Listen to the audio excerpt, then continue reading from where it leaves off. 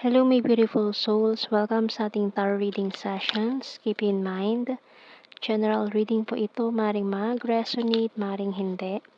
Kunin nyo na lang po kung para sa inyo and leave the rest. Maring mag-shift the energies or magkabaliktad ang sitwasyon. Kaya kayo na pong bahala kung saan kayo nakalugar sa reading natin. Let's see.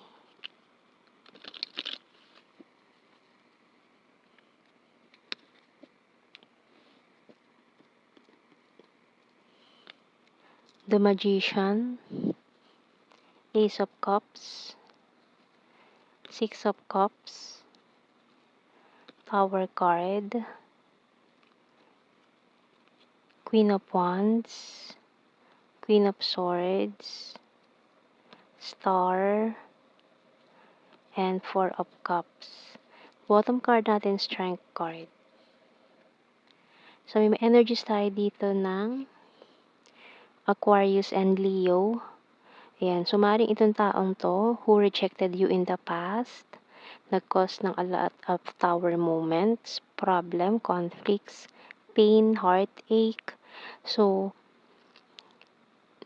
niligay mo tong taong to sa pedestal eh. So, hinangaan mo siya ng sobra. Parang, ang tingin mo sa kanya is, ito like the star. Pero binaliwala niya lahat. Yung mga offer mo, yung effort mo, and then, nireject ka niya, hindi niya tinanggap yung love offer na ibinigay mo sa kanya. Kasi this person is overwhelmed sa mga attention ng mga tao sa paligid niya. Mari kasi malakas ang Leo energy nitong taong to. This person is famous, kumbaga. Kilala siya sa kanyang field, larangan, sa school, organization, or kung ano man tong ginagawa niya. Pero after this tower moment, after gumuho lahat, yung binigay mo sa kanya, yung offer mo na hindi niya tinanggap, nireject niya. After nung gumuho lahat, itong mga pundasyon na ito, na hindi niya na-realize, isa ka pala sa malaking nagbigay ng contribution kung bakit siya nandun ngayon sa kinatatayuan niya. Malaki yung ambag mo, kumbaga, kung bakit siya naging famous, bakit siya nakilala ng mga tao, dahil na rin sa tulong na ibinigay mo, suporta na ibinigay mo sa kanya.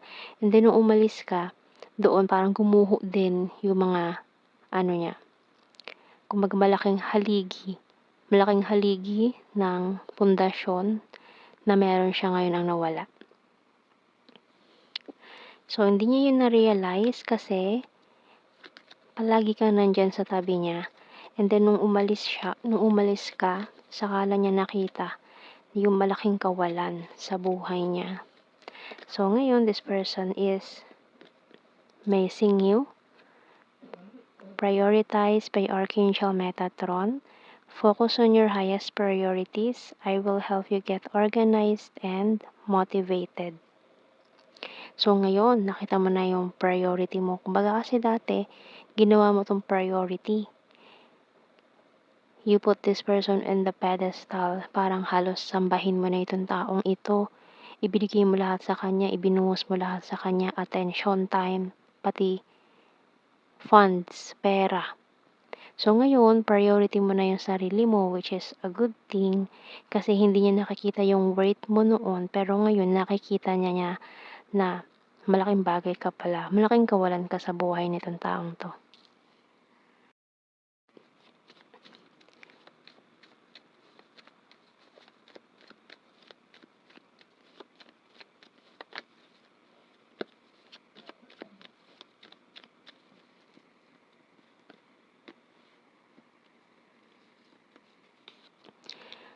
So, we have here the pencil. So, ito yung mga mistakes na pwede pang maayos. We have here the light bulb. So, may mga pinaplano siya to fix this. Yung mga pagkakamali niya, we have the fish, bird, ring. So, may mga proposals from this person and money. And magnet. Uy, bottom card.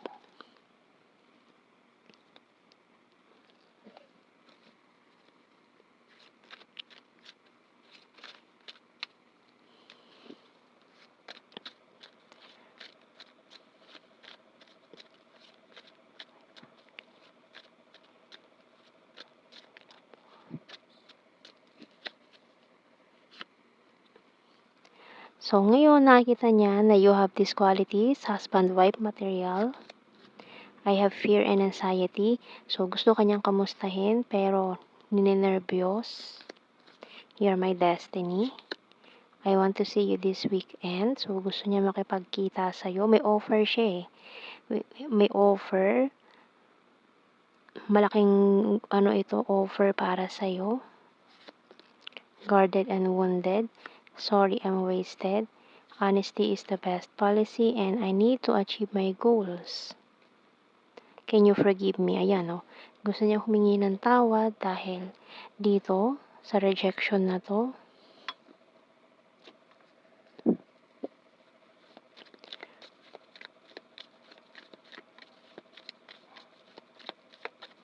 Pero ngayon kasi, wala ka kasing ginawa noon kundi tulungan siya na ma-achieve niya yung mga goals niya. Pero ngayon, alam mo na yung priority mo. So, pina-priority mo na yung sarili mo at yung mga goals mo na yung gusto mong i-achieve ngayon. Kaya parang, this person is sad na parang malulungkot siya kung tatanggihan mo yung offer niya. So many things remind me of you. I replay our conversations over and over. The timing just wasn't right for us. I knew exactly what I was doing. I'm becoming a better person. I'm so attracted to you. I look for you everywhere. I left and saw you with someone. I regret lying to you. So, yung mga pinagsisisihan siya. And na-realize niya na attracted siya sa'yo. And ayan, becoming a better person, which is a good thing. Hinahanap ka niya na. Kasi gusto niya humingi ng tawad sa'yo sa mga nangyari. Engagement, marriage, uy. And infatuation. Kasi maaaring for some of you, nag-start lang to as infatuation na lumalim na. Maaari talagang malaki ang energy na itong taong to ang magiging future husband or wife mo. Ayan, so magtatagpo ulit ang landas nyo nitong taong to. With this magnet. Mamagnetin ulit kayong dalawa nito. Pabalik sa isa't isa. To have this, ayan, engagement, marriage, ayan, proposal.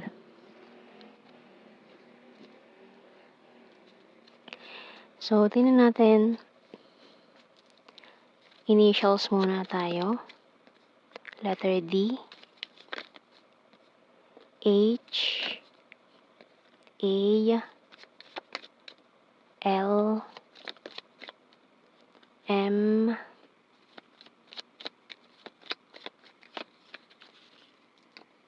Letter U.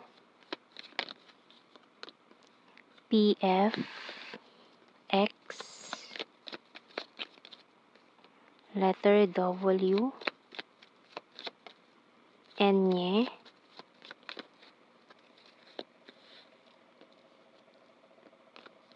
B. N. Z.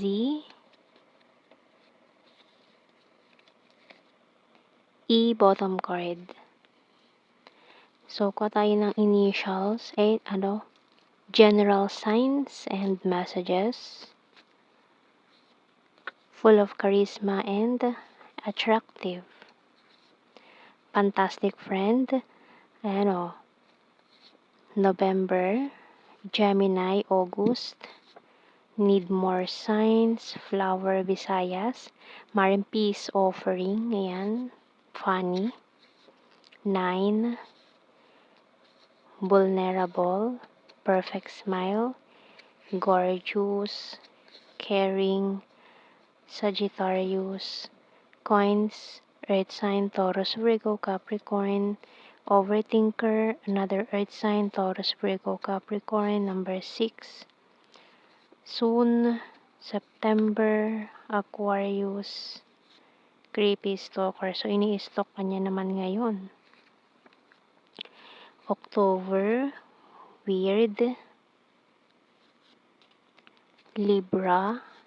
Food lover. And very serious.